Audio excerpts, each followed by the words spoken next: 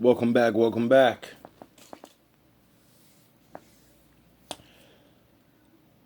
The zeal's on me, and I have two other videos to make before this one. And for some reason, I'm collecting videos, and this started coming out, and I want to put it out now so I can rewatch it a bunch of times and figure out what the fuck it means. So, you know, let's jump into this. Fair use. I gave you a key, hoping that you might see it someday. What did you find? Your home. There was a man today wearing a ring identical to this one. He helped Claw escape from us, and he was wearing this ring, my grandfather's ring. Do not tell me what is possible. Tell me the truth. All over the planet, our people suffer because they don't have the tools to fight back. With vibranium weapons, they could overthrow every country, and Wakanda could rule them all the right way. You will return home at once, or you will face the council and inform them of your crimes. He drew his weapon on me.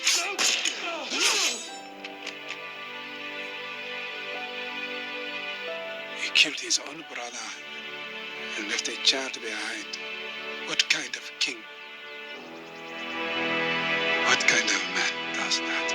Eric Stevens. Graduated Annapolis, age 19, MIT for grad school. Joined the SEALs and went straight to Afghanistan, where he wrapped up confirmed kills like it was a video game. You can scar yourself as much as you like. To them, you'll just be an outsider. Ask who I am. You're Eric Stevens, an American black operative, a mercenary nicknamed Killmonger. That's who you are. Which one is for a kill? No tears for me? Everybody dies. It's just life around here. Now, what do you want? I want the throne. I lived my entire life waiting for this moment. I found my daddy with panther claws in his chest. You ain't the son of a king, you are the son of a murderer. Is this your king? Huh? Is this your king?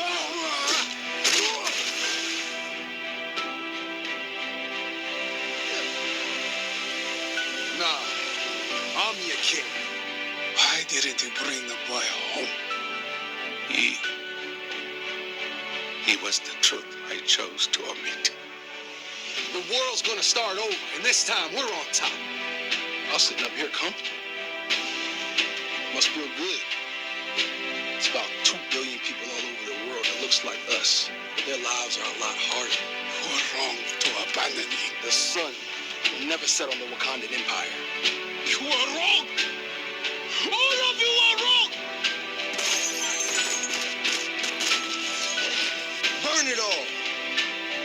The world's gonna find out exactly who we are. You will destroy the world, Wakanda included. Your heart is so full of hatred. You are not fit to be a king. You'll never be a true king. The world took everything away from me. Everything I ever loved.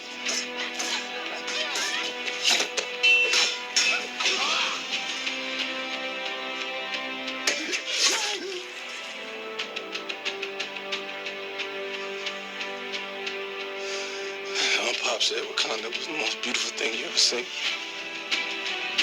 He promised he was gonna show it to me one day. You believe that? The sunsets there are the most beautiful in the world. It's beautiful. I should have taken you back long ago. Just bury me in the ocean with my ancestors that jumped from the ships. They knew death was better than bondage.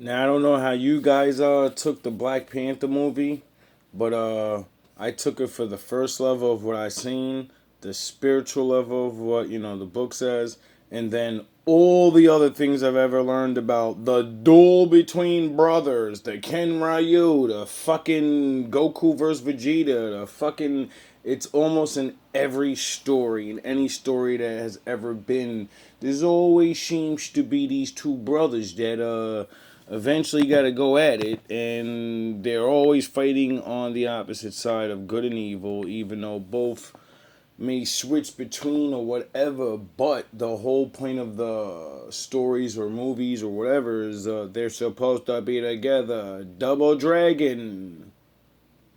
And when they're not together, somebody got to go. And the only one that can beat the other brother is the other brother. That's why they turn each other. That's why everybody turns them against each other, because they know once the other guy's out of the way, they can get you out of the way. At least that's the way it goes in all the movies and stories I see and stuff like that. Like, I don't know. It's a little weird. Nah, I'm your king. Hey everyone, welcome to Screen Crush. I'm Ryan Airy. The upcoming Black Panther sequel, Wakanda Forever, is not only going to end Phase 4 of the MCU, but it's also going to allow a new character to take up the role of Black Panther. So the loss of Chadwick Boseman was a tragedy, and it makes this film's central question, who is the new Black Panther? So these scenes in the trailer show a funeral that we assume will be for T'Challa, and odds are this is very early in the film. When we first met T'Challa, he was already the Black Panther, but not yet a king. He had to enter a ritual combat to take the throne. The movie ends, Killmonger loses to T'Challa, gets stabbed up in the heart, and T'Challa rips the fucking thing out of his heart and goes out like a gangster, like a G, and dies. And then in real life, the actor died, and, they gotta figure out how to make a new blah blah blah movie. But in the actual universe of the fucking movie, his little sister takes over as Black Panther, which that's what they're gonna run with. But Killmonger does come back to life, I believe. I really wasn't big on it, but I remember him in the comics. He comes back and he lives. He never dies or something like that. Or he dies and he comes back.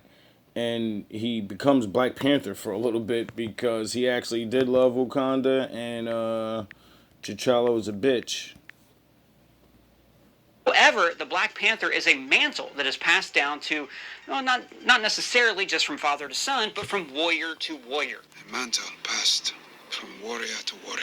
Oh, as really? far as we know, T'Challa did not have a child before he passed away. So there is no straight line of succession to the next character that would become king or the Black Panther. And right now, Wakanda needs both. They just revealed themselves to the rest of the world. And the loss of a king creates a power vacuum that's going to attract enemies who are trying to steal Wakanda's power. Now, we already saw this happen in the first Black Panther movie after the death of King T'Chaka. Also, we know that one of Marvel's oldest characters, Namor, will be rising from the water to be the villain of this movie. The filmmakers have also chosen to change his backstory from the comics. They've changed his home from Atlantis to an Aztec spiritual realm.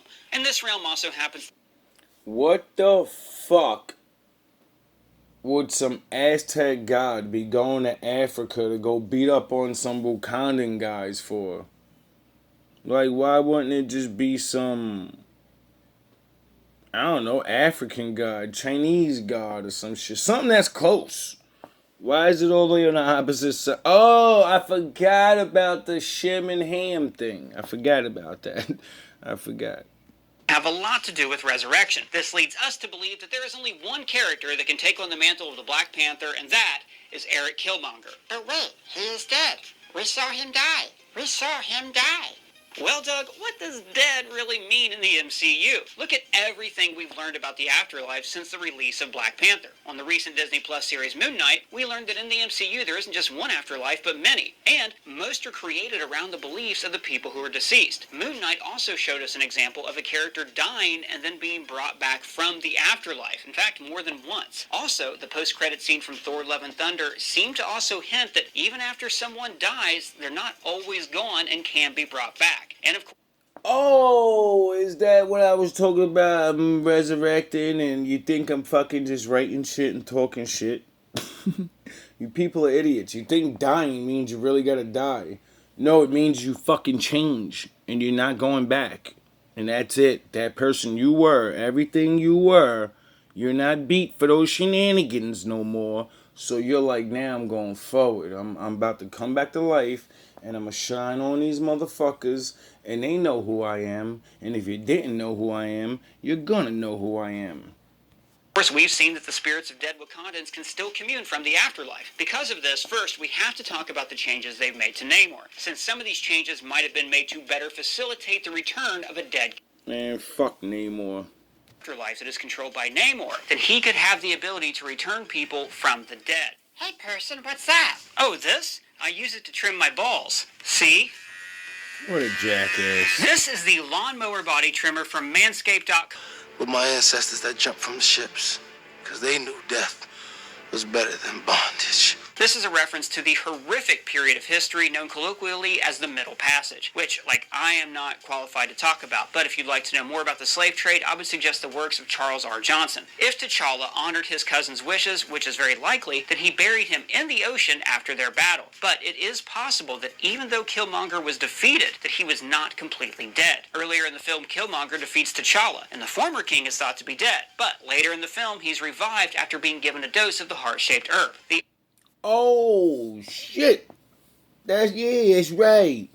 Killmonger beats Mr. fucking Pussy, and he beats him in front of everybody unmercifully, I might add, and throws him off a cliff into the water. I forgot about that. And he did his fucking Jesus pose into the fucking water like a bitch.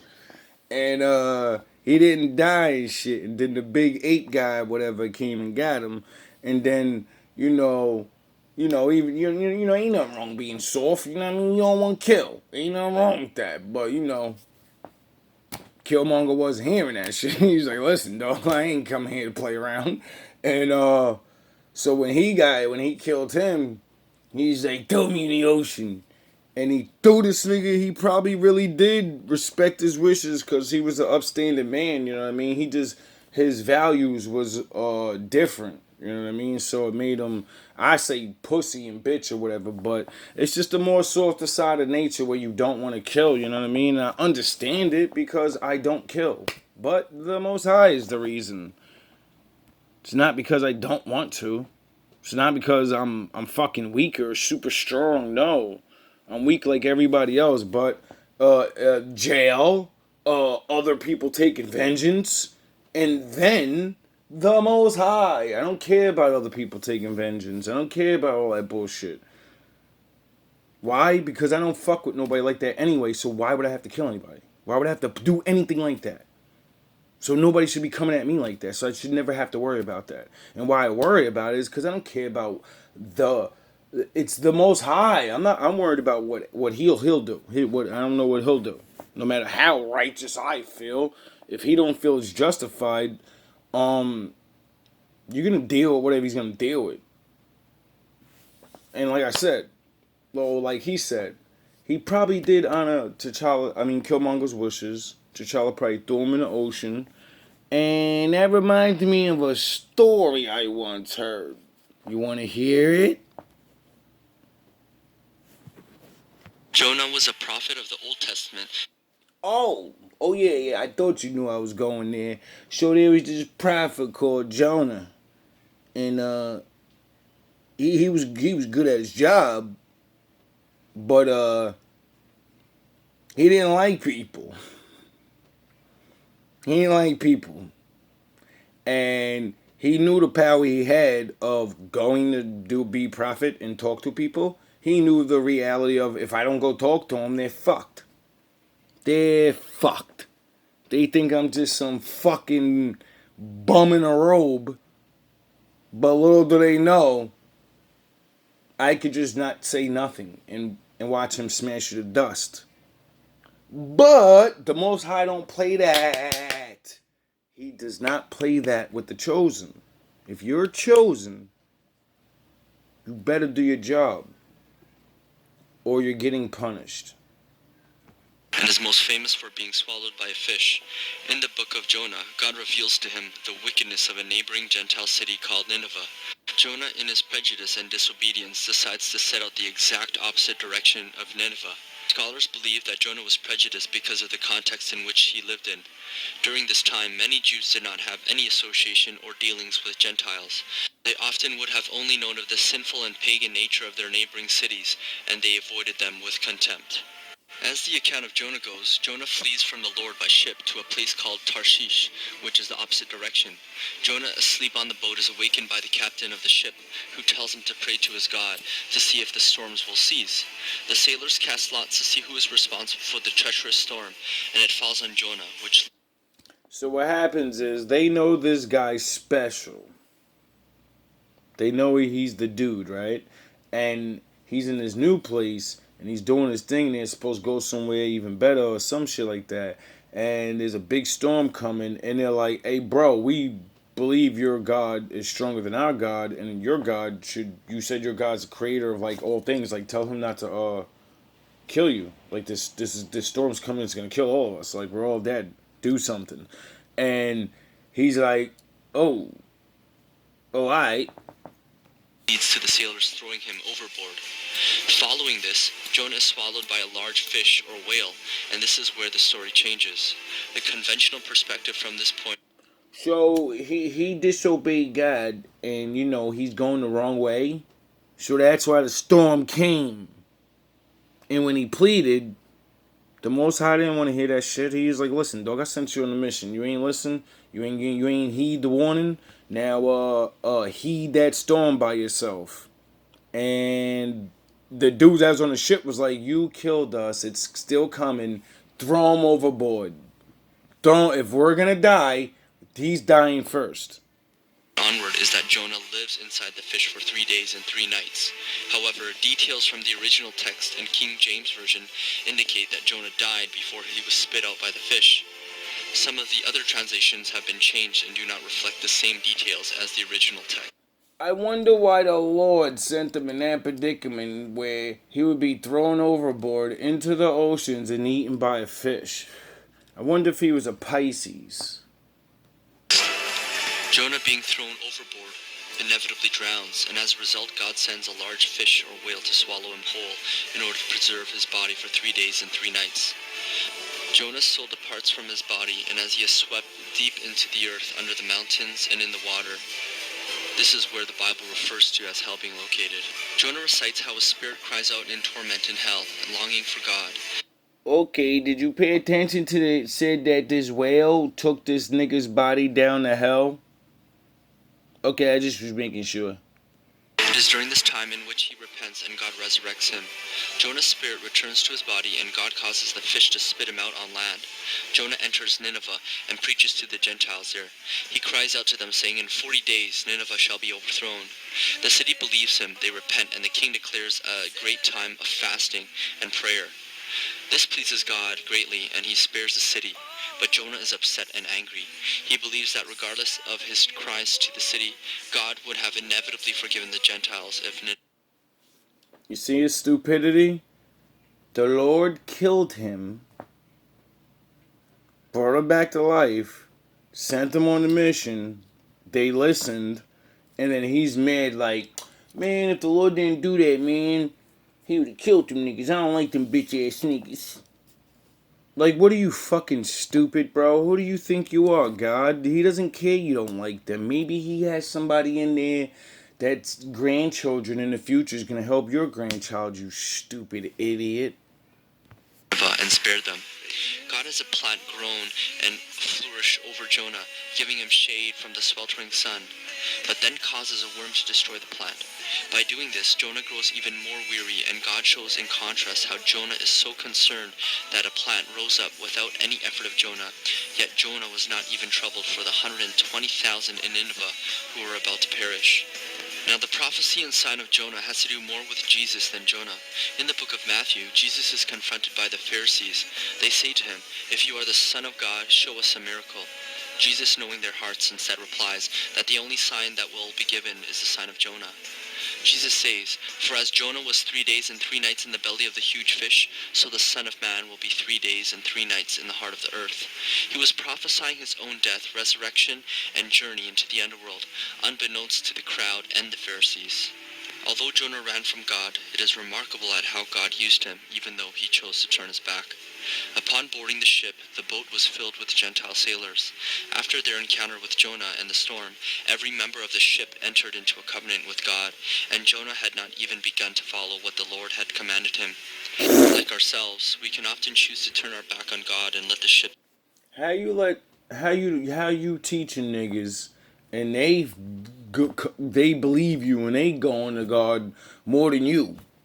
That's crazy, bro. Like, dudes don't even be realizing what they do. They don't even realize how the Lord uses them like a puppet on a string.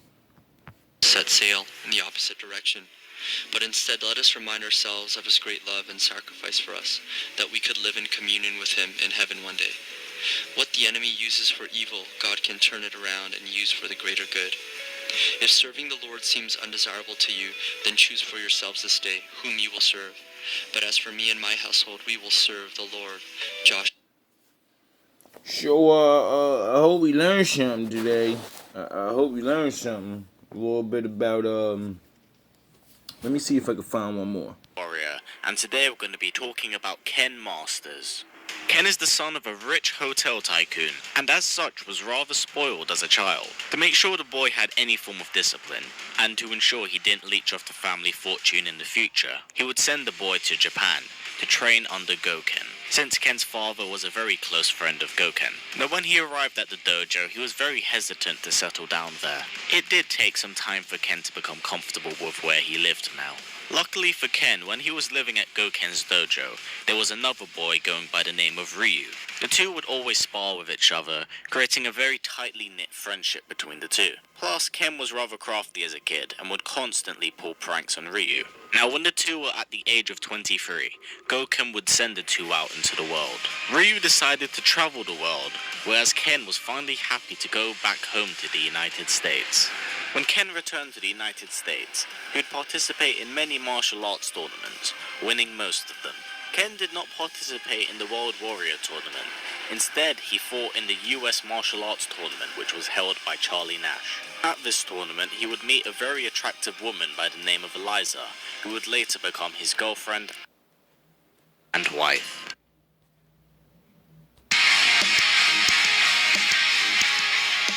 Hey guys, History Behind the Warrior, and today I'm going to be talking about one of the biggest names in fighting game history, and that's Ryu.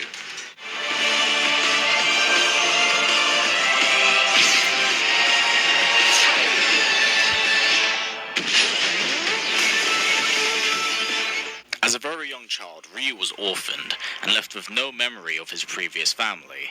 Whether or not they still exist is unknown to him. The young Ryu would be found by a man named Goken, who would adopt Ryu and take him to a secluded dojo and teach him in the ways of his martial arts. Through Goken's teachings, Ryu became a silent and very humble young man. Shortly after Ryu's arrival at the dojo, Goken would be approached by a very close friend of his. His friend's request was to teach his son, Ken Masters, as he didn't want the boy to grow up and become a spoiled brat and live off the family fortune. Goken was rather hesitant at first, but accepted Ken into his dojo. This had benefited Ken and Ryu, as Ryu did not have a friend around his age, and Ken was not yet disciplined. When Ken and Ryu initially met, they did not get along well, but over time and training with each other, the two became like brothers, with Ryu also seeing Goken as his father. Goken would train the two boys up to the age of 23 years old. Goken then believed that Ryu was ready to travel the world in order to test and hone his martial arts skills against the best fighters in the world. With his adoptive father's blessing, Ryu would leave the dojo and head towards the first World Warrior Tournament. When Ryu participated in the World Warrior Tournament, he defeated all challengers, and this earned him the right to fight its host, Sagat. During the battle, Ryu was knocked into unconsciousness by the host. Thinking that he has won, Sagat drops his guard and tries to help Ryu up. As Ryu was getting to his feet, he would unknowingly tap into the Satsue no Hado, the darker side of his martial art that depends on bloodlust, and he would strike Sagat with a dangerous Metsu Shoryuken, knocking out the host. Due to the power that was created from the Satsue no Hado, he would scar Sagat across the chest, with Sagat now swearing vengeance against Ryu. After Sagat's defeat, Ryu would return home to the dojo to ask Goken about what had happened and the power he had tapped into. When Ryu returned to the dojo, he found Goken dead. Ryu was able to track down his killer, the killer being a man named Akuma, who was actually Goken's brother. Ryu would eventually track down this man on his own secluded island and battle him. Ryu was able to defeat Akuma, but we learned that Akuma was testing him the whole time, and sensing that Ryu has the same power that he does. Akuma then proceeds to tell the truth about the martial art he learned as a child, and that it arrived from another martial art known as Satsue no Hado, a power that consumes the practitioner of a certain fighting style, driving them to win even with the intention of killing the opponent. Ryu is initially shocked, but before he can ask more questions, Akuma uses one punch to smash the entire island. Sometime after escaping the island, Ryu would have a friendly sparring match with Ken, and lose. Ken would realize that Ryu is not himself, and he's been different since his victory over Sagat. Ken would give Ryu his signature red hairband, as a reminder to stay focused, with Ryu thanking his brother. Not long after this, a very young fan named Sakura would come up to him and express her desire to train under him.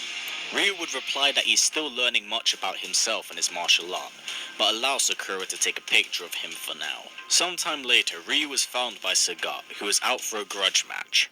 Ryu protests that Sagat has not yet fully recovered from his injuries, but Sagat persists. Sagat is able to defeat Ryu, but it's only later that upon reflection, he realizes that Ryu held back the entire fight, and wishes to fight Ryu once more. 2 years later, Ryu continues to be troubled by what Akuma has told him, compounded by his...